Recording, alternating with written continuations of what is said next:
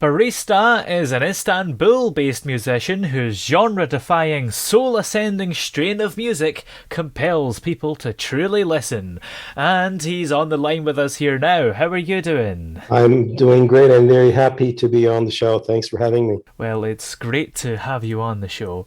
Now, you've got a new song which is on Open Sesame Volume 2 called Sweet. So can you just tell us a little bit about that song for us, first of all? Invariably, all the songs come from somewhere, Yeah.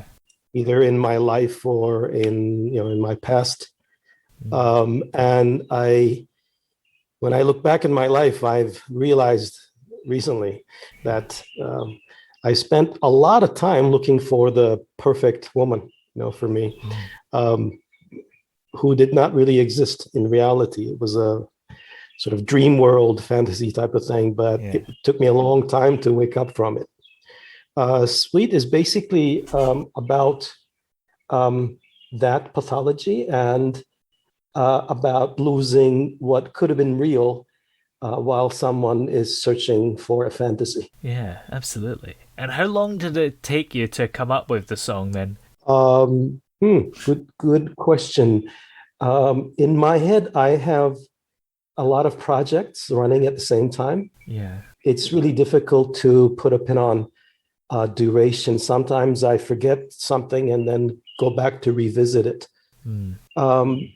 I should say that the more time about it takes me more time to really tweak the song than come up with the original idea. Yeah. I work on the lyrics and how they flow with the music, make them flow better with the music, basically. Yeah. And then working on the layers of the music, how they go together, how they should come together or go apart here and there.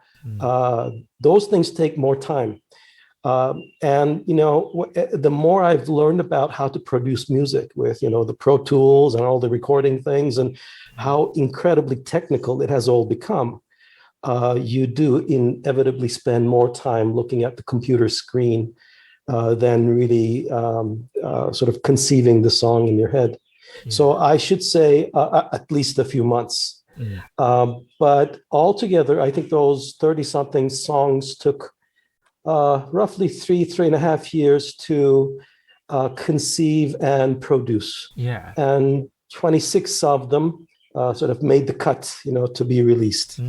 And I suppose it's good to focus a lot on the tweaking of it later on, because then it means it's perfect and you know it's going to be great before you release it. It's the easier part of the deal for a perfectionist. Yeah. Because it's endless. You can do it for years. There's no end to it. Yeah. It's really difficult to know, I've discovered, to decide when it's done, when to make the decision that, okay, this is it. Yeah. And we're stopping here. There's really no end to it, absolutely no end at all. Yeah, absolutely. I guess that's really hard. Do you ever have songs that you feel you're just going to have to release, even if you think they're not ready? Does that happen a lot, basically? I haven't produced all that many songs. And in the first two albums, there were, a few that I sort of thought, why not? There's no harm. Yeah. With the third album, The Open Sesame, which is still three volumes away from having been fully released, I think I was pickier. Yeah. Especially in the order of things that I cut out more than a dozen songs. So how did you first get into music originally then? What was it that kicked it all off? I am not a musician by training or by profession. I was trained as an engineer and an art historian, and I've been making my living out of tourism industry. Music was always a part of my life because it is where emotions found manifestation to an introvert like myself. But turning all these things into music is something that I started thinking later in life. And